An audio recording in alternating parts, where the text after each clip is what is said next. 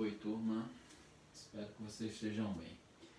Na aula de hoje a gente vai rever o conceito matemático de uma função, tá? É bom que todo mundo fique atento porque, como eu já comentei algumas vezes, função é um assunto extremamente importante, tá? Existem vários tipos de função, né? Casos particulares, como por exemplo função afim, função quadrática, função modular, função exponencial, logarítmica, trigonométrica, enfim.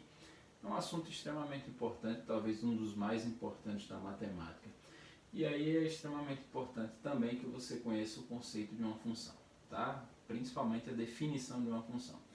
Então vamos lá, vamos começar pela definição. Inicialmente você tem que considerar sempre dois conjuntos não vazios, que eu vou chamar de conjunto A e conjunto B, tá? Então dois conjuntos não vazios têm pelo menos um elemento.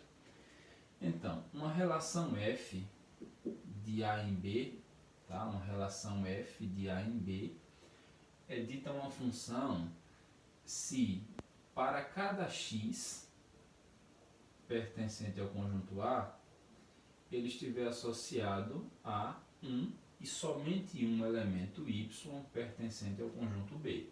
Essa é a definição de função.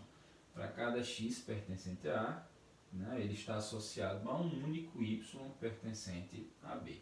Essa é a definição.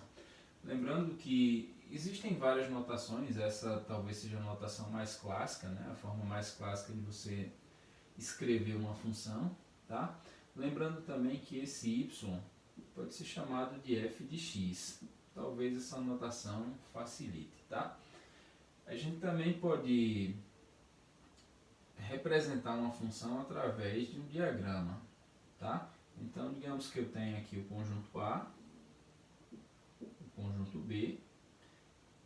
O conjunto A tem esses elementos aqui, digamos. O conjunto B tem esses, tá? São conjuntos fictícios. E aí o que é que a relação faz? Ela associa elementos de A com elementos de B. Dessa forma, digamos. Tá? Então, em uma situação como essa, a gente tem uma função. Por quê? Porque cada um desses elementos está associado, ou seja, aqui não está sobrando ninguém. E o mais importante é estar associado a um único. Tá? Cada pontinho desse aqui, cada elemento desse conjunto A, ele só pode estar associado a um único. Em outras palavras, de um mesmo pontinho aqui não pode partir duas ou mais flechas, tá? A gente chama isso também de diagrama de flechas. Outra coisa que é importante você saber, existem três coisas que definem um conjunto, né? O que nós chamamos de domínio, contradomínio e também a lei de formação, tá? O domínio é esse primeiro conjunto aqui, então o domínio é o conjunto A. O contradomínio é o segundo conjunto, conjunto B.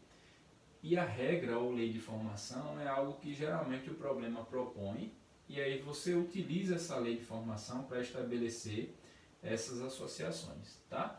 Eu vou colocar aqui um exemplo bem simples, só para ilustrar o que eu acabei de falar. Então, um exemplo. Digamos que eu tenho um conjunto A, formado por esses elementos aqui, 0, 1 e 2. Um exemplo bem simples, como eu falei, só para ilustrar. E temos também um conjunto B, formado por esses elementos. Pronto. E aí, deixa eu pensar aqui em uma lei de formação, digamos que seja y igual a x mais 1. Ou, se você preferir, eu até costumo usar essa daqui, f de x igual a x mais 1. Tá? É a mesma coisa. Então, eu quero verificar se essa relação, né, determinada por esses dois conjuntos e essa lei de formação, é ou não é uma função. E caso seja, a gente vai precisar determinar o domínio, o contradomínio e também o conjunto imagem. Tá? Vamos lá. Por que eu prefiro usar essa notação? Solução. Por que eu prefiro usar essa notação? Tá? F de x. Vira só, como vocês puderam notar, os elementos x pertencem ao conjunto A. Então, quais são os valores que eu posso atribuir a x? Os valores pertencentes a A. Tá? Então, no lugar do x, eu tanto posso colocar o 0 como 1, como 2. Então, a vantagem de você usar essa notação é de poder fazer isso. Ó. Quero calcular f de 0. Então, eu já estou dizendo que eu estou atribuindo o valor 0 ao x. Tá? E aí, se eu substituir aqui, né, f de 0 é 0 mais 1, que dá o próprio 1. E assim, eu procedo com 1 e com 2 também.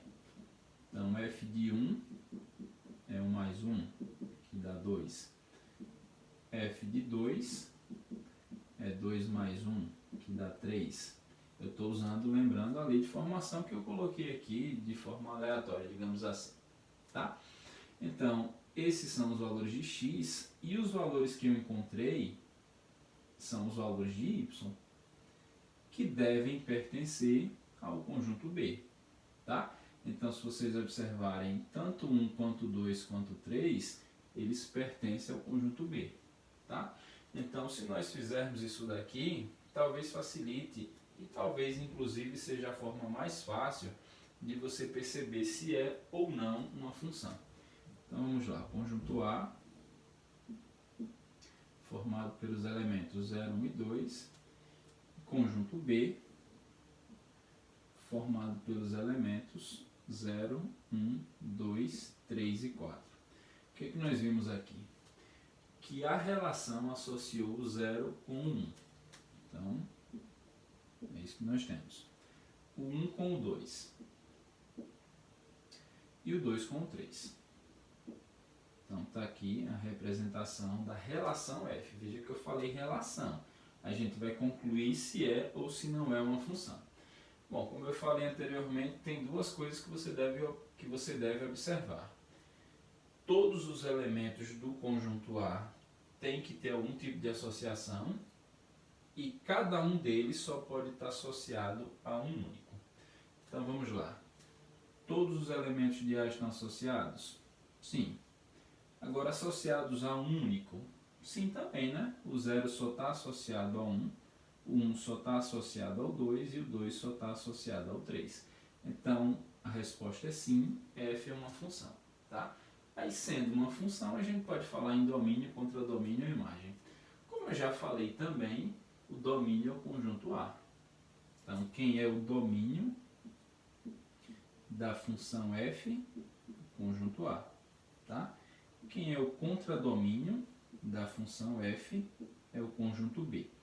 Agora, quem é o conjunto imagem da função f? Veja só.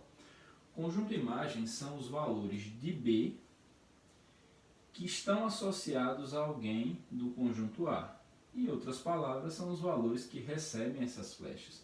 Então, claramente, o conjunto imagem é formado por 1, 2 e 3. Tá? Então, perceba que o conjunto imagem ele está contido no contradomínio. Tá? É sempre assim. Então, está aí domínio, contradomínio e conjunto imagem. Outro detalhe. Existe o conjunto imagem, como vocês puderam notar, e existem também a imagem. São coisas distintas, tá? Conjunto imagem que eu acabei de falar. Agora, e o que é imagem? Imagem é um número. Da seguinte forma, ó. O número 1 é a imagem do número 0. O número 2 é a imagem do número 1. E o número 3 é a imagem do número 2. Perfeito? Então, essas imagens é que formam o conjunto imagem. Tá? Então, recapitulando, 1 imagem do 0 pela função f, 2 imagem do 1 pela função f e 3 a imagem do 2 pela função f. E ambos formam o conjunto imagem. Ok? Daqui a pouco eu vou trazer mais exemplos, inclusive mostrando situações em que não é função. Perfeito? Até mais.